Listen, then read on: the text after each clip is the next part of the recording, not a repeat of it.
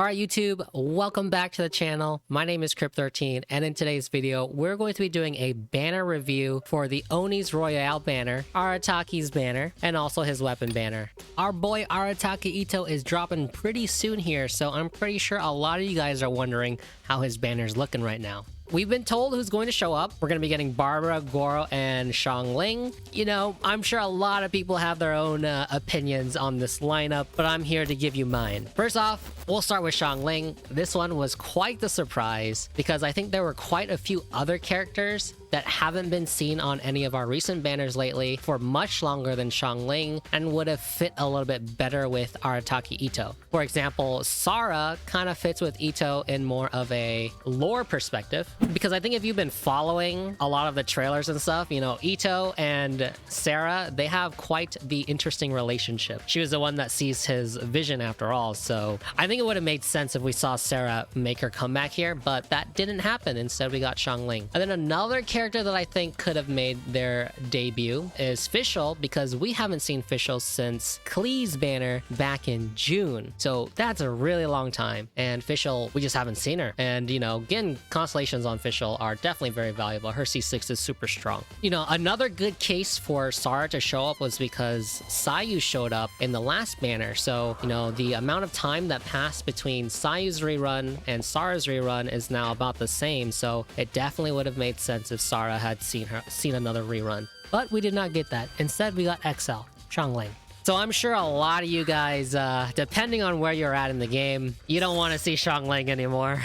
I bet a lot of you guys probably have like a C35 Xiangling at this point if you've been playing for a while. But if you don't have a C6 or a C4 on your XL yet, then trying to get some extra constellations on your Xiangling is definitely a good idea. The C4 giving you an extra 40% duration on your Pyronado, as well as the extra 15% power damage, is really good. It's very strong. Xiangling is definitely by far one of the better 4-stars in the game.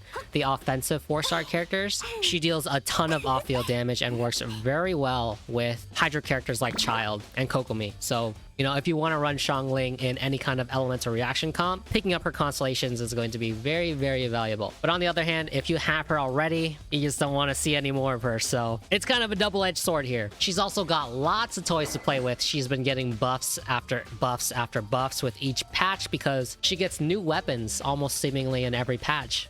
And new friends to play with as well. Her builds are also pretty straightforward to build, and they're not very difficult to build at all. Xiangling showing up on a banner is not a bad thing if you don't have her already, but if you have her already, then yeah, you probably don't want to see her anymore. The next character was Barbara, and this was actually pretty expected because we haven't seen her in a really long time. Personally, for me, I didn't want this to happen because I don't need another healer. I already got myself a Kokomi. But this is not to say that Barbara's terrible or bad. She's definitely, you know, a very solid healer if you don't have any other healers. I just think that there are better options in terms of the healer pick. Some of them being 5-stars like Jean, but you also have something like Diona, even Sayu, which can bring a lot more value to the team. Diona generates a ton of particles, whereas Barbara's E-skill generates none at all, so that's a really bad thing about Barbara. Sayu also has Viridescent Venerer, so she can shred as well as heal. So really, once you hit the end game, Barbara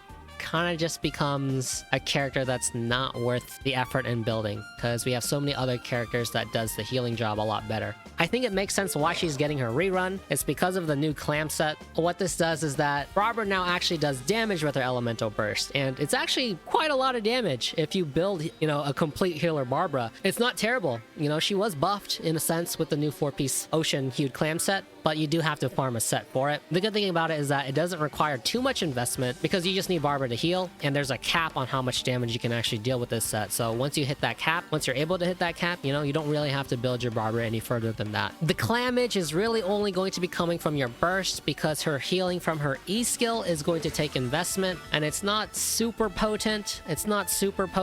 And to get more healing out of it, you have to keep Barbara on the field, and you have to slap the enemies, you know, with your normal and charge attacks to get healing off for the whole team. You know, if you keep Barbara on the field, then you're not using your other characters characters that you actually want to use. MiHoYo's probably thinking something like, you know, don't forget Barbara's in the game too. She can heal, and now she can actually do some damage as well. So try using her. She's not that bad.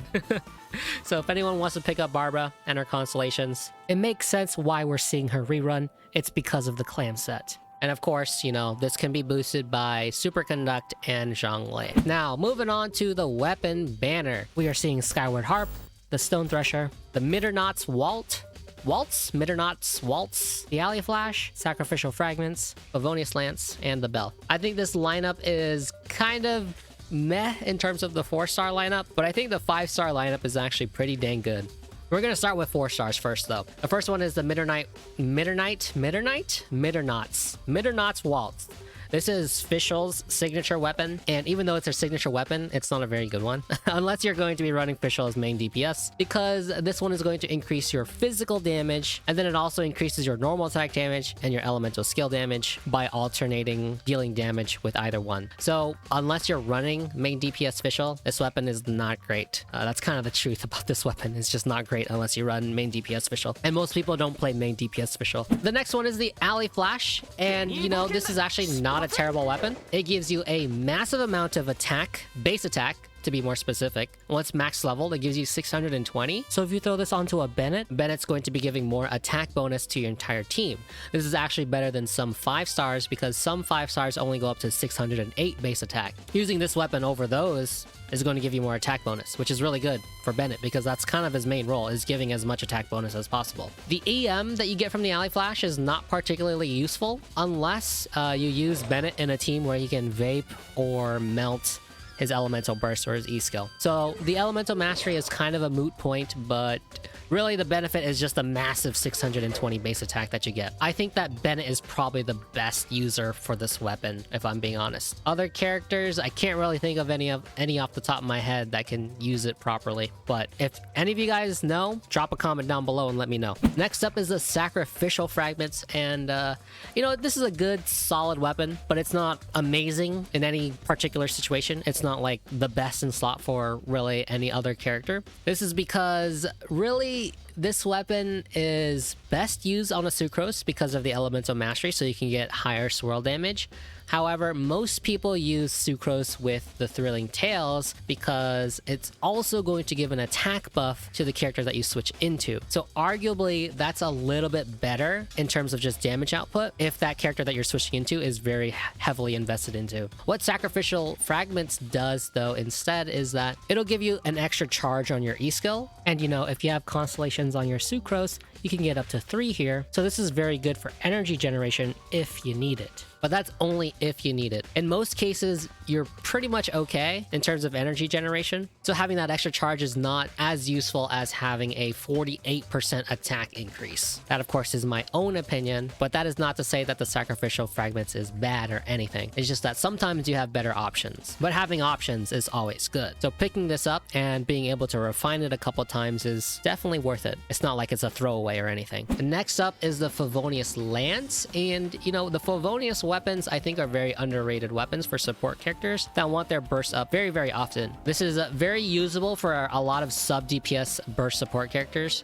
like Xiangling. Rosaria can arguably use it, and you know, a bunch of other sub DPS spear characters can definitely use this. Toma's another one that comes to mind. Getting this up to R5 as well means that you have a 100% chance to generate the particles from the passive if you hit a crit, and it's going to occur every 6 seconds. Do know that you have to be on the field for it to proc, but just doing one attack, and as long as it crits, you generate it right away. That's what makes the R5 so valuable, is because you kind of cut out all of the randomness. The only randomness is the crit rate on your character. So picking up some refines and R5ing a Favonius Lance is not a bad idea. Next up is the Bell, and